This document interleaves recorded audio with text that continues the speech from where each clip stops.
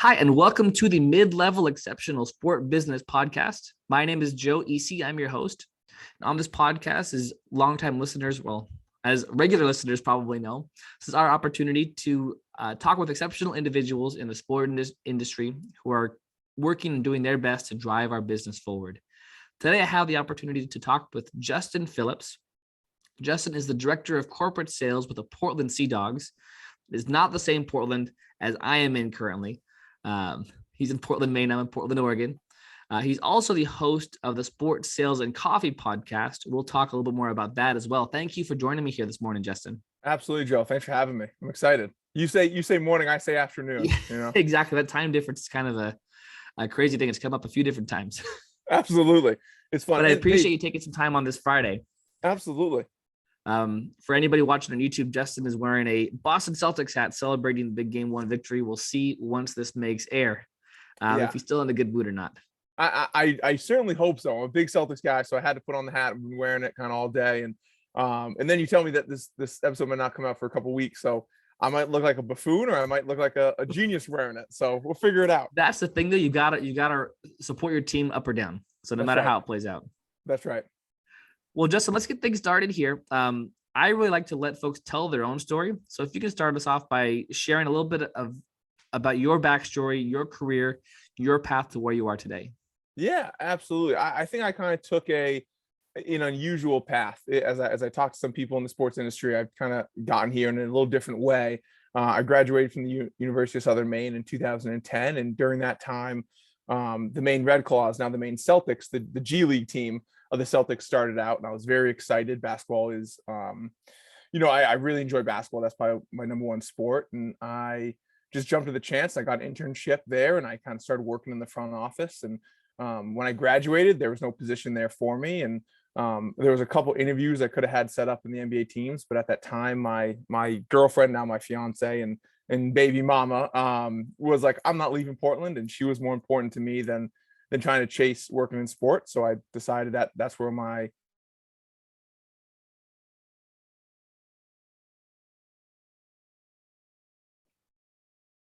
We had a little bit of technical difficulties. Justin, go ahead and continue with your story in terms of you just graduated college. You decided your partner was more important to you than pursuing working in sports, and pick it up from there. Absolutely. So I left, got outside sales job selling office supplies where I would knock on doors and try to sell printers and toilet paper and copy paper and all that fun, really exciting things. I tried to be Jim from The Office, but unfortunately I was more Andy, not a great salesperson. And I got there's a massive layoff of one person after 7 months, and it was me. They gave my walking papers and I got fired. Probably better Andy than Dwight, right? Oh, I don't know, man. Dwight was the best salesman in the company. He, and things worked out for him at the end. So I did that, and then I left, and then I went and I sold some uniforms, but uniforms like chef coats, drivers, security uniforms, all that stuff. So I did that for about a year and a half. I just wasn't cut out for that type of sales. It was a very aggressive sales. People who do it, I have the utmost respect for you. It's amazing. Just that just didn't fit my personality, but they trained me really, really well there. So I left there after a year and a half. I kind of say it was either my decision to leave or it was going to be their decision to let me leave in 2 weeks. So I decided to take it, and I left and needed a job. I went back, started selling cell phones in the mall. Did that for about 6 months. And in that strain, it was about 3 years from when I graduated to where I was selling cell phones. And during that time, I always stayed in contact with Dennis Meehan, who I was his intern over at the Maine Red Claws. And he moved from the Red Claws to the Chamber and then to the Sea Dogs. We met for coffee and said, in the off season, I want to open up an account executive position. I think you'd be great for it. And then, the season came, and I started the day after the 2013 season ended. I left selling cell phones, jumped to the chance to get back into sports. And then I've been with the Sea Dogs ever since, and just started out selling regular season tickets and group tickets to transitioning more into, corporate and marketing and sponsorship sales, and been doing that kind of ever since. So that's kind of my journey. I felt like it was a little unorthodox, but I really looking back on it, I really learned a lot from each failure I had at each job. And I felt like that really helped me get me in the position I am today. And I think that my vision on sales, it was kind of transformed and really, I have a very solid foundation. It's because of those jobs in the past. I've picked off little things on each one. I think one of the things that you hit on there that's really interesting, even though you may not have really enjoyed those roles, but being able to take things away from them, being able to identify that you're getting good training and getting good sales experience, at least in some of those roles, and targeting positions where you're able to get good experience that you can ultimately build on down the road. I talked to so many folks when I'm hiring for inside sales who want to work in sport, whether they want to be in sales or not. And they spend so much energy thinking their first job has to be in sports or they'll never get there. Yep. Sometimes it's just about building your skill set first and then finding the right job a little bit later. Absolutely. And it's just like setting that and having a strong foundation that you can build upon. And I'm a really big believer in sales is sales. The foundation is the same regardless of what you're selling. It's just what might change is what you're selling, but it all starts, the process is the same regardless if you're selling insurance, season tickets, marketing, paper, whatever it is. It's the foundation is the same. You just change individual of what exactly it is, but it all starts and all rolls with the same process. So Justin, I'm sure that with the Red Claws, they've had a lot of interns go through that program. What was it about you that allowed you to position yourself for that account executive position with the Sea Dogs? Yeah. So I think the two things that helped me is I didn't know what I wanted to do when I was younger. So it took me 6 years to graduate college. I did 3 years at a community college and then 3 years at the University of Southern Maine. Just I didn't know what I wanted to do in my life. And I kind of knew, I took some business courses. I knew I wanted to go into sales. And I think what helped me is I was one of the older interns. I was in the second batch of interns ever for the Red Claws. And so I was a lot older and I was over 21. I was closer in age to the account executives. So I would meet with them. We had same interests. We would, kind of hang out here and there. So I was able to pick their brains a little bit and I was able to kind of create a friendship.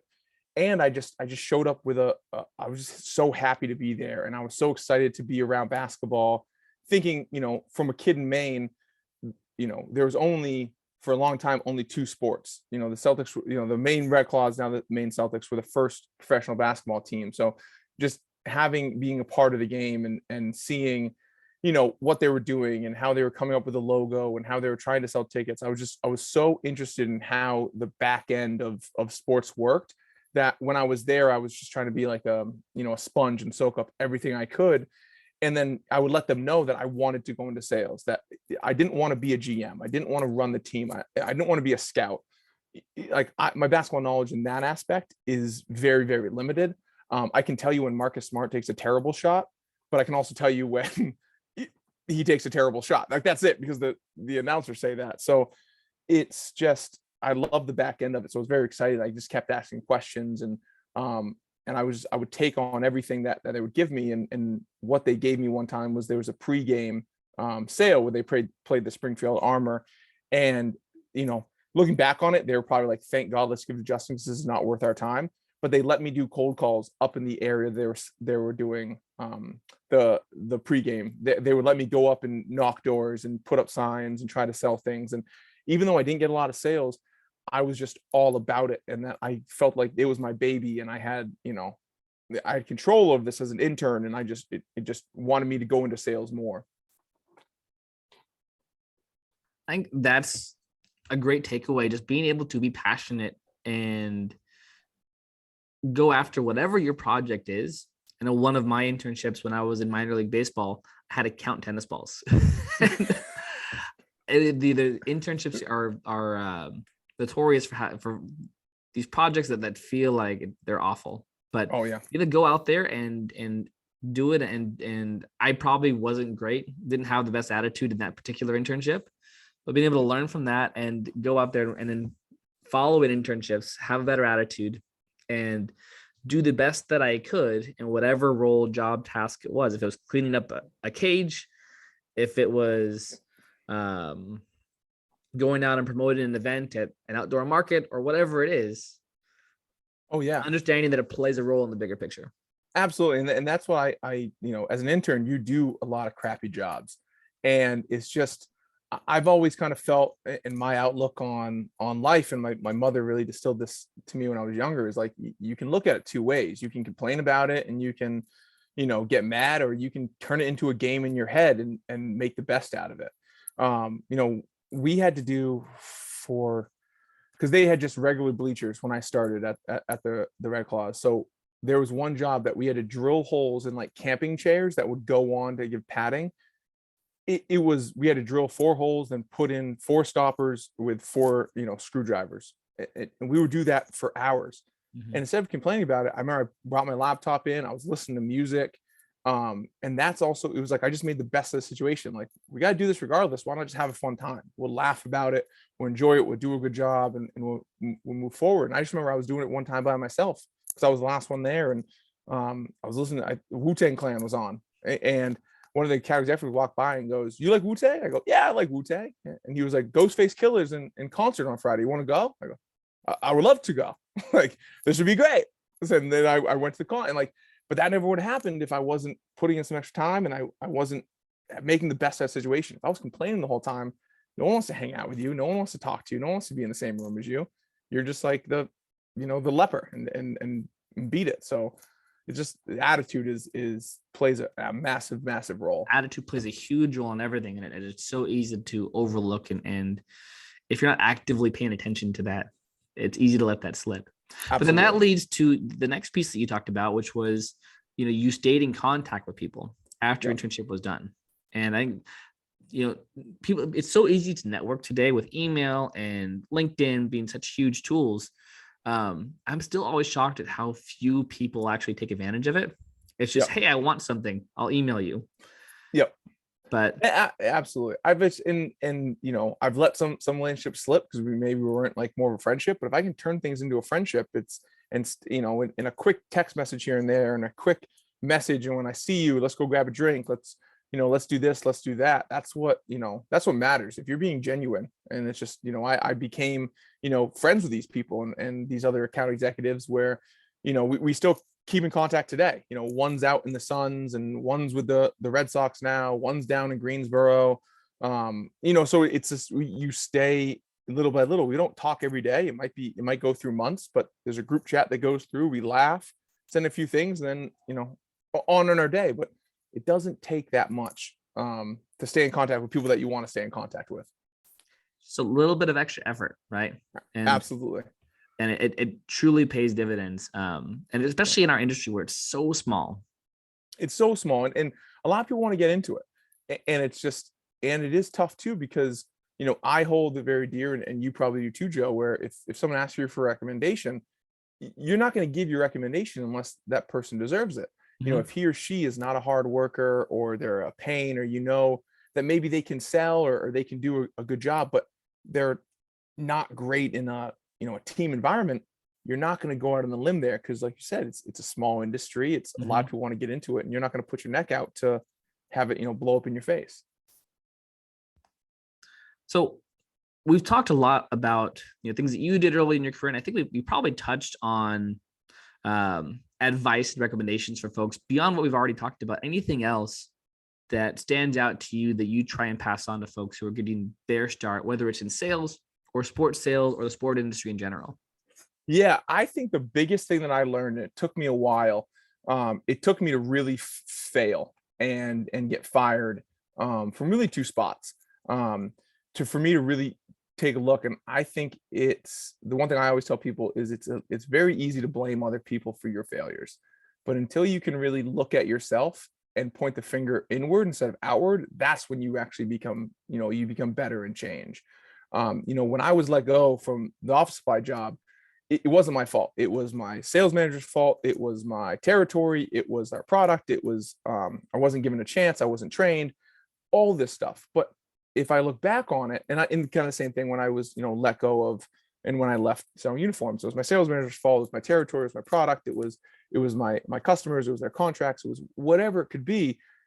but it wasn't their fault. It was my fault. I wasn't putting the time in. I wasn't trying to get better. I wasn't looking into my sales process and saying, I was staying away from the phone because I was scared of them. I was, wasn't utilizing my time better. I wasn't prospecting correctly. I wasn't looking inward of what I was doing. I was looking for what you were doing to make me fail.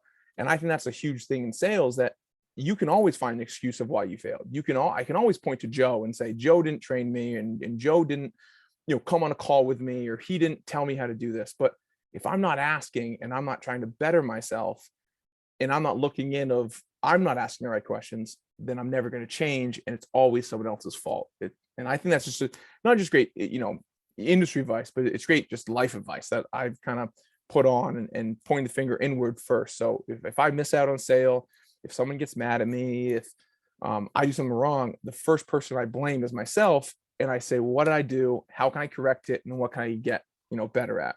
Not to say that it wasn't my sales manager's fault, that he should have helped me out a little bit more, but did I go the extra effort? Did I reach out to him and say, I need more training. I need you to come on these meetings with me. I need all this. So that's my big thing of pointing the finger inward instead of outward, because then you can change.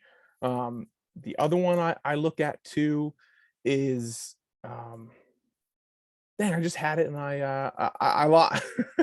I lost it. But that's my big one. I think that's a huge one. Just being able to take ownership, right? Mm-hmm. And responsibility and accountability for your own growth, your own success. And it's an important tool for organizations to have as well, right? Like, absolutely. You want to work for an organization that is okay with failure to a degree and learning from that and taking away from that. And the more an organization, the more people who have that mentality are within an organization, the more likely that company is going to be to have that overall mindset in an authentic way. Absolutely.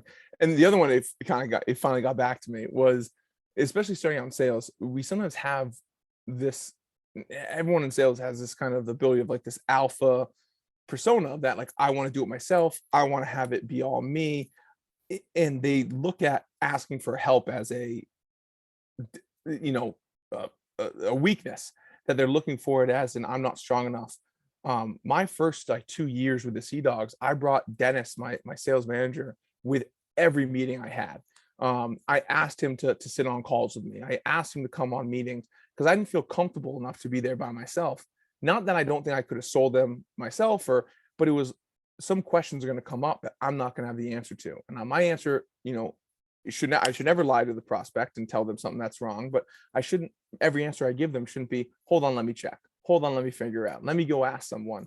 But if he's there and he has the answers, why not bring him with me? And he doesn't mind helping me close sales. That's his job. That's what he wants to do. He wants to go on sales, with me. And then afterwards to post-game sales and say, what did I do right? What did I do wrong? We would walk in, I'd say, let me do most of the talking. And if I fail, let me fail, but then tell me why I failed. And then I can correct it and change. And, there's some people that get into sales and they say, I don't want any help because I can do it myself. They're almost kind of bullheaded. I know everything, and you don't know everything. I've been in sales for almost 10 years and I'm still learning, and there's still things I'm growing at and I need to get better at and tighten things up. And it's the minute you think that you know everything, again, kind of falls back on pointing the finger inward and taking ownership of, you're not going to get better, because sales constantly especially changes. in sales, right? Because that's when as soon as you start going up, you start to plateau. Mm-hmm. And when you start to plateau in this industry, it doesn't take a lot for that decline to start. Absolutely. And it just constantly changes too, of how we, I'd say, like, I find a lot of success with messaging people through LinkedIn, messaging to people through Facebook, messaging people through, sliding into people's DMs. And I'm 36, so I say sliding in. It's a different meaning than all the young kids have. But it's like 5 years ago, that was inappropriate.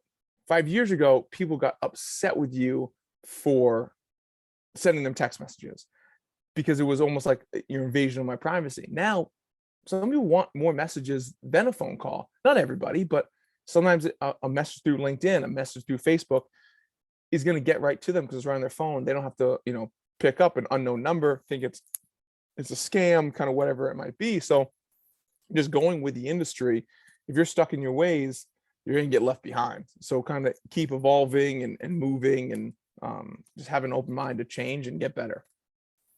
So referencing back to what you just said about, you've been in the industry for 10 years, having an open mind, continuing to get better. At this point in your career, I'm sure it's changed, and your perspective has changed. What does success look like to you? When you said that to me earlier, I thought about that a ton. That is a great question. And when I thought of it, I thought of kind of two ways. Success is, looking at the numbers, obviously doing better than you did the year before, and doing better, and getting more accounts and selling more, getting a bigger commission check, blah, blah, blah. And that's the easy answer of success. For me, I look at success of, and it sounds very douchey to say it, like legacy. Like success is doing things that has never been done before, and being able to know that I was able to sell it. I love walking through my ballpark and realizing there was never a sign there before, and then I sold it. That we've never had a program like this before, and I created it, and then I was able to sell it. And then what makes me even, feel better is that when that account, I never want accounts to leave, but if that account leaves and I'm able to sell it to someone else, well, then it's a pillar now. It's in our sales guide. It's in our partnership guide. It can be sold by someone else, and hopefully sold when I'm gone. And I'm not looking to leave anytime soon, but I want it to be legacy of, I started this. I was able to bring in a new revenue stream for the Sea Dogs, and it can be there for long after that. I have these partnerships that also hopefully can outlast myself. That a 1-year partnership can turn into a 20-year partnership, and if I'm still there in 20 years, that's awesome. If I'm gone and I can come with my family and I can see and say I sold that, that to me is what drives me for legacy, and what success is of building something that's a little bit bigger than myself. And that no matter what, you're making an impact on that company, yep, on the partner that you're working with and their business, and on anybody who's come into the game or the event. Absolutely. Yeah, absolutely. And I love it. And I wish I push, and I just want things to outlast myself, and just go from there. I love that. Justin, I'm only a handful of episodes into my podcast. I do think that's the first time the word douchey has been used on the podcast. So thank you for that first. Oh man, we still got a lot more time left. I might add some different words. So let's talk a little bit about your time. You've been with the Maine Red Claws. You've been with the Portland Sea Dogs, but you're wearing a Celtics hat. Yeah, I think a lot of people, especially getting into the industry, a lot of students get very caught up in the logo. They get caught up with on-field success, on-court success, and that's not something I think people think about a lot when they're looking at minor league sports. Yeah. What aspects of the minor league experience do you wish that more folks were aware of? Yeah, and like you said, I've never worked for one of the core 4 teams. So from my experience, I don't know kind of what your day-to-day job is, but what I really enjoy about minor league sports is just what I get to do. I get to do so much more. I wear a lot of different hats, and at times does it get annoying? Absolutely. Does it get frustrating that I have a call and I got to run out because I got to pull tarp because it's going to rain, or I got to do this and that? Yeah, absolutely. But it's also very fun that I get to do all that stuff, that I get to create an idea. I get to come up with a theme night. I get to do a little bit of the marketing, go sell the business, go sell it to a business, try to find a group to come out, get a national anthem. I get to have my hands in all aspects of the business that I really enjoy, and I also get to, help out with the grounds crew. I get to pull tarp when it's raining. I get to, set up games in promotions. I get to be in little promotion skits with Slugger, who's the greatest mascot in sports, minor or, the core 4, and I'll fight anyone who says otherwise. So I get to be in those little skits with him. I get to come up with those ideas. I get to, do so many different things. I get to wear a lot of different hats and make an impact. And it's not just the same thing I get to do every single day. Even though I go to the ballpark every day, I do tons of different things, which I really enjoy. It makes my job really, really fun. So Justin, I love Blaze, but I'm going to have to stand up for Dylan the Pickle out here at the Portland Pickles. They do a tremendous job. That tweet he sent out months ago was It was hilarious. And on top of that, like there's a whole, I still don't know if I think it was legitimate, but it could have been used a wrestling term of work, Yeah. where the mascot costume was stolen when it was being delivered. And there Yeah. was a whole big search, and they had a list of rewards for the return of the mascot costume. I mean, they leaned into it hard, and they did a great job. They did a great job. They did a great job. Looking from afar, it was like they did a phenomenal job. But like you said, I believe it was a work. Yep. But separately, though, going back to what you said about wearing a lot of hats, I've spent a little bit of time in minor league baseball. My initial leader was director of promotions, and she also booked team travel. Like, Yeah. what other company do you get to wear both those hats and have both those experiences? We had an intern who sat next to me who wrote the scripts, the game day scripts for the PA announcer. Like, being able to get that kind of experience as an intern is incredible. Is great. And I also say with that experience, especially with interns, you're going to find out what you like, but more importantly, you're going to find out things that you don't like. You're going to realize if you do a year or two of minor league sports, you're going to realize I enjoy sales. I hate the operation side. And then you can focus in and say, I want to go into more sales, or vice versa. I love marketing. So then, and also minor league sports, because you do so many other hats, if you get in as a sales rep, but then you say that, hey, I'm a really good writer. I want to write, some game recaps. I would love to do some more marketing. I want to, put my hand in some graphic design. Most likely that team will let you because they're a limited staff. So if you can help out, someone else, and you're still doing your job that you're hired for, but you can do other things, it just makes you, more valuable. And then you can really see what you want to do and then hone in and shoot for that. So that's why I really enjoy minor league sports. Mhm. Also, I get to be the on-field MC, so I get to annoy, people with my voice every day. And from a sales aspect, it's pretty good because all my clients, customers that come can see me, but I can't always see them. Mhm. I'll email them the next day of, hey, how did everything go? And they say, we saw you. You're so busy. Don't worry, we had a great time. And am I that busy? Probably not. But if I walk with a purpose, they look like I'm busy. Don't worry, everything's fine. So it's a double-edged sword, which is great, and I just get to do fun different things. I love what you touched on. Just like, especially if you're not sure about what you want to do, right? Being able to experience things and get your hands dirty in a couple of different areas, identifying where you want to drive your career. Like, if you're in one of those, major league teams, NBA, NFL, MLB, things like that, the staffs are a little larger and people are so specialized and so focused. Yeah. And from your experience, I mean, with your inside sales team, I mean, you guys, it's tickets, right? Like, you're not, if someone calls in for sponsorship, you're pushing that to someone else. Yeah. I mean, we have a referral process, but yeah. And that's not a bad thing because those people are more trained and everything. But, with minor league, it's, you can figure out that, hey, I love calling businesses and I like calling and doing sponsorship and marketing, or, I have, working with Dennis, he loves groups. He absolutely loves groups. He's great at them. Me, if they're not attached to a business, they're not my favorite thing in the world. Mhm. It's I like the corporate outings, but if it's tied into a sponsorship, that's kind of where my strengths are. And you can, you really hone in on what you like, what you don't like, and focus in. Yeah. So let's talk a little bit more about your podcast. Yeah. What was your motivation for starting it, and what are your goals with it today? Yeah. So funny story. I started it kind of out of anger. Yeah, it's so at the time we had a couple sales reps. I was feeling comfortable. I was having a good year. It was 2018. We had a sales rep, in the office that was kind of struggling. So I remember vividly where I was. I was listening to a lot of Gary V at the time.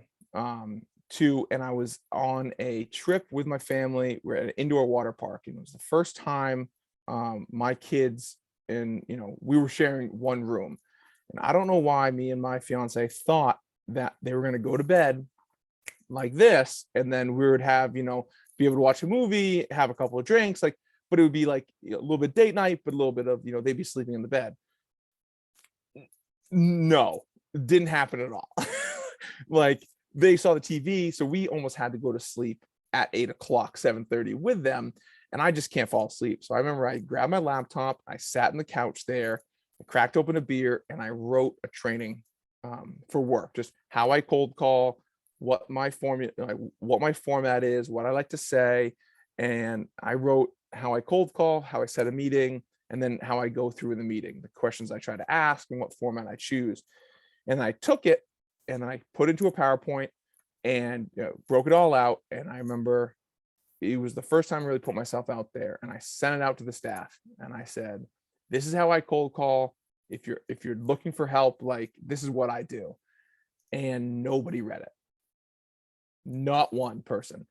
And now 3 years later, they tell me they read it. They didn't read it. But it kind of made me mad. I said, I took this time, I put something together, and nobody read it. So I was in Gary Vee, and he said, everyone has great ideas, but no one does anything with them. And I heard about Anchor and how to, set up a podcast. And I'm not very smart when it comes to technology. So it was very easy. And that's what episode 1 was cold calling. And I said, if you don't want my ideas, I'm just going to put them out in the world. And whoever wants to listen, I'm thinking only my mother would ever listen to the podcast. And I said, I'll send it out and we'll just kind of go from there. And it turned into something, it turned into a little bit that I got hit up from people around the country. Some people that were, around the world hit me up and said that they found it, they listened to it, they enjoyed some of my ideas, and just been, plugging along ever since then. But when I started it, my goal is to, still is to help one person. That if I can make an episode and one person can pull away an idea that either they say, let me implement that into my sales strategy. Justin, you're crazy, that doesn't work. Or, hey, I'm already doing that, and now I'm kind of reassured that I'm not the only person in the world doing this certain process. And if one person can do that from each episode, that's the goal of each episode. I try to talk about real life examples of what I'm going through. I've slacked off the last year just with COVID and with being shut down and everything, but I'm trying to build it back now. And it's just, that's the goal. So you're now 140 episodes in to this venture that started off out of anger. Yeah.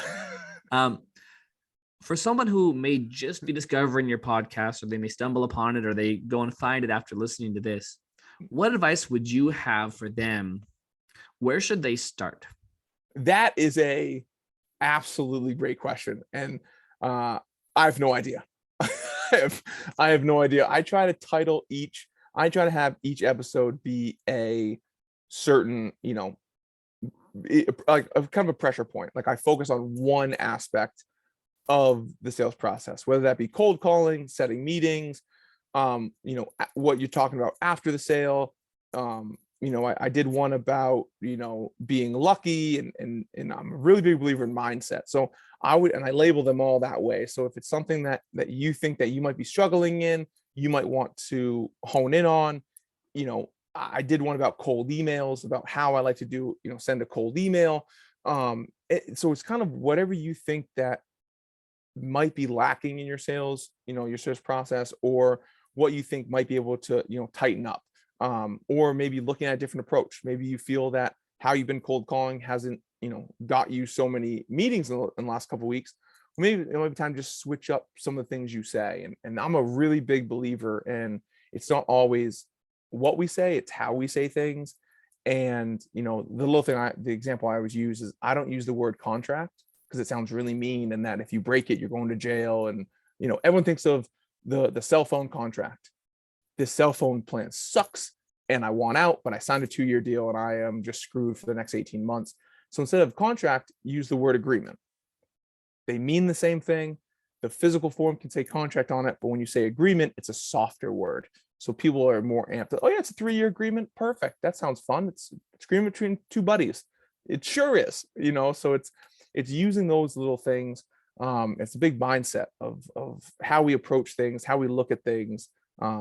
And I don't have all the answers. I have some of them, and I have some opinions. And so I'd say kind of whatever, strikes your fancy, give it a listen, and then just kind of go from there. And I always try to give like a little life updates of what's happening. And you can hear some of my bad sales, some of my bad like life stories, or my terrible sports predictions. Like Celtics in 4. like We'll Celtics in see. 4 against the Bucks. Yeah, like we talked about. Al Horford had that great game, and then he went downhill. No, going back to what you said about your contract and agreement, though, especially in sales, word choice is so important. I could probably spend a whole episode just talking about that. Yeah, you're breaking it down to our staff in terms of, it's not what you say, it's how you say it. And at the same time, word choice does matter. Yeah. People don't want to be locked into anything. So let's secure seats. Yeah. Emphasize value. Use words like just or only, even if you're talking about a $25,000 season ticket option. Yeah. Reinforce the value of the option that you're recommending. Yeah, it is little things, and it's not so. I also think people, a lot of times, we have this preconceived notion of salespeople are scummy. That everyone kind of thinks of, oh, you're in sales, you're like that used car salesman of you're selling me the car, the wheels fall off, you sign the paper, I'm good, we're not doing anything. And that's not what it is. It's, I'm a really big believer in, you can't make a sale unless there's an issue, because we're selling solutions. Some people come up and say, you're just selling group tickets or season tickets, like there's no problem, so there's no solution. Well, is a family looking to spend time together? Are you looking to have 69 great night outs to come out to the minor league stadium? Are you looking for something to reward your friends and family with, to give out to your kids' little leagues? Are you looking to to be a part of something? Are you what are you looking for? And it's asking questions and it's figuring it out. And with groups, I would always say it's a big community camaraderie building night. Everyone's there together, everyone's rooting for the same team, and you're there together. Are you looking to do stuff together? Yeah, we are. Great. You can also make some money off it too. Like, it's little things of just figuring out the issue and then offering the solution. Love it. All right, last question for you, Justin. It's how I like to wrap up most of my conversations. We're going to give you one big promotion. Going to make you president of the sport industry, not just minor leagues, not just the Portland Sea Dogs, but the entire sport industry. And along with that, you get a magic wand to make one change to any part of the industry you want. And it's not one that you have to start working on. It's going to happen immediately overnight, no matter how big of a lift that is. So what change are you making? This is I know 9:00 Eastern time finals games. It's too late. It's too late. It's too late for me, man. It's killing me. It's killing me. I know the West Coast, you need it longer, but it's really late. But in all seriousness, I would say just better training. I look for sales, and one of the reasons why I started the podcast too is I would go to some Eastern League, meetings. I go to Eastern League meetings, which is our division. I talked to some sales reps. I remember there was one sales manager, and I was having a beer, and we were just chatting, and he goes, "I want you to talk to someone, for me." And I was like, "We're just an account executive who he's like, you're just, I want you to tell him the confidence of what you told me and try to build him up." And that's when a kind of light went off my head, that not everybody is getting trained properly. That sometimes a lot of these teams are looking to turn and burn fresh out of school kids. They're paying them nothing, and they're just realizing that, like, we're going to make our money back within the 8 months, and then we're going to fire you and move on and get a new batch of people, because everybody wants to work in sports. And I don't necessarily think that the new generation is lazy or they don't want to work. They need some more information. They need to be told why they're doing this. What's the benefit? Why are you saying certain things? Why are you making these phone calls, and what goes into the mental aspect of it? And that's what I think is really important, is training people that are coming into the industry so they can be successful, not just so the team can be successful and they can kick them out and move. Because it is, I've been fired from a job. You go down to a dark place. It sucks. You feel that you failed. And if you're not trained properly and you're not given the real chance to succeed, you're going to fail. So I would change that, there's got to be better training. There's got to be more people that can help out, and that you get rid of some of these scummy, consultants or salespeople that, they don't really know, maybe in my opinion, they don't really know what they're talking about. It's just, it's proper training that we can help these kids that come into the industry, and they can make the best out of their career, and actually, give them a path to succeed, rather than just thanks for the 80 calls a day and Well, you're and from gone. what it sounds like, Justin, it's not just training, right? It's really making an investment in your Yeah. staff. That's a better way. Yeah. And training is a huge part of it, right? And one thing that I've learned a long time ago is that every team is going to talk about training, is going to talk about their desire to help people be successful, but not every team walks that walk as well. Yeah. And that's what I mean. I've gotten messages before, people slid into my DMs, and it's just, they said like, yeah, my sales manager doesn't give me the time of day. They're not trying to train me. And I've listened to your podcast, and I've picked up things, and now I'm being successful because I'm picking up on some of the things that you've said that you've done. And I love it that they're finding this information, from me, and I'm being able to be a resource, but it also breaks my heart that they have to go from the outside to get something.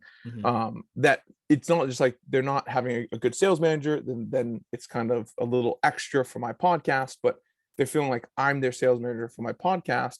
And I'm like, just listen to an episode once a week is, I hope it's going to make you succeed. But if that's all you have, it's, it's tough. I respond to everyone who sends me messages. I try to help them out as much as I can. I've been on, multiple phone calls with reps and kids coming out of school and looking to get in the industry and who are in the industry. And I just, I chat it up and I tell them everything I know, but if you're not investing in your staff and you're just trying to collect a paycheck, it can be really, really rough. Well, I appreciate everything that you brought today, Justin. I appreciate everything that you do and the effort that you put into your podcast. How can people find it? I'm on all the social media platforms. It's Sports Sales Coffee on Instagram, Facebook, and on TikTok. I haven't made a TikTok in a while. They're pretty terrible, or I don't know. It is what it is. And then on Twitter, it's SSC_podcast, or LinkedIn, just Sports Sales and Coffee. I'm on iTunes, Spotify, Google, and the 30 other ones that Anchor puts it on. Just search up Sports Sales and Coffee. People give me a lot of crap about the name because I don't really talk about coffee, but if you're watching the YouTube video of this, I drink coffee all the time. My heart might explode. But when you got two young kids and you work in the sports industry, you got to find caffeine somehow. He also has one of the most addicting theme songs that you'll find on the podcast. So if nothing else, if this didn't convince you to listen to this podcast, go listen to it for the jingle. Absolutely. Yeah. Shout out to Brandon. How that started out was family dinner. He is my brother-in-law and very, very talented musician. And I think it was like 2-3 episodes in, and I said, you should make me a theme song. I said, Joe. He goes, yeah, I will. We never talked about it again until like 2 weeks later. He sent me an audio file and says, I made it for you. I said, what? And he goes, this is it. And I was so hyped about it. It will get stuck in your head. To this day, he's like, that's one of the greatest songs I made, and I made it in 15 minutes. So it's very, very funny. Custom theme song. So shout out to Brandon. Shout out to Brandon. Shout out to you, Justin. Thank you again for your time here Friday afternoon for you. That's right. Yeah. And thank you to everybody who took the time to listen to our conversation, taking the time out of your schedule to listen. Hopefully this is something you found beneficial. If you know anybody within your network who is exceptional like Justin, would love to have you reach out to me. Would love to have them on future episodes. Beyond that, please continue to listen, share this podcast, help me grow the base, and continue to look out for future episodes of Mid-Level Exceptional. Thank you again. Thank you, Joe.